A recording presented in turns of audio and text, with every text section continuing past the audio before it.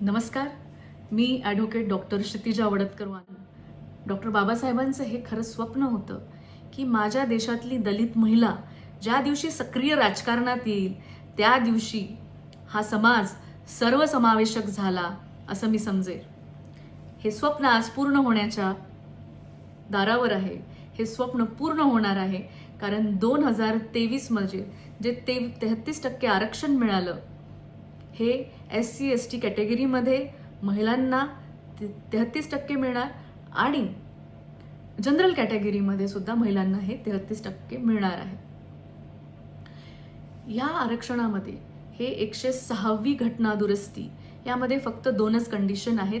या 2 कंडिशन जर फुलफिल झाल्या तर हे आरक्षण लागू होईल. पहिली कंडिशन आहे म्हणजे जनगणनेची आणि दुसरी कंडिशन आहे ती म्हणजे डिलिमिटेशनची. आता तुम्ही म्हणाल हे डिलिमिटेशन काय आहे? तर जशी जशी लोकसंख्या वाढते तसे तसे मतदारसंघ हे विस्कळीत होत जातात.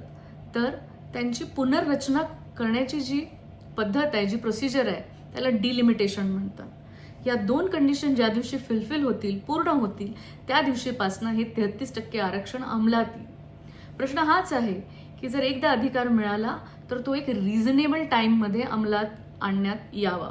जर 2023 मध्ये महिलांना हा अधिकार मिळाला तर कमीत कमी 2029च्या इलेक्शनमध्ये हे अंमलात आलं पाहिजे. या दृष्टीने जो प्रयत्न होतो आहे त्याचंच नाव आहे नारी शक्ती अभियान. कारण छत्रपतींच्या या राज्यामध्ये, या स्वराज्यामध्ये आणि या देशामध्ये महिलांच्या हाती तलवार देण्यासाठी आपला समाज तयार आहे का, यासाठी हे अभियान आहे. कारण जी जननी या जगाला घडवू शकते ती जननी आपल्या मतदारसंघाला घडवून नाही शकणार.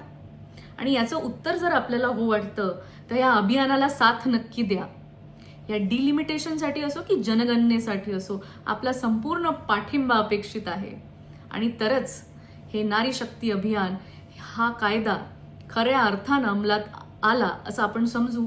कारण नुसतं कायदा करून समाज बदलणार नाहीये, समाजाला कायद्यासोबतही तसंच बदलवावं लागणार आहे. मला अपेक्षा आहे की 106वी घटना दुरुस्ती काय आहे, नारी शक्ती अधिनियम काय आहे आणि नारी शक्ती अभियान काय आहे हे मी आपल्याला सोप्या शब्दामध्ये समजवू शकली असेल. आपल्याला पाठिंबा द्यायचा आहे. खूप खूप धन्यवाद.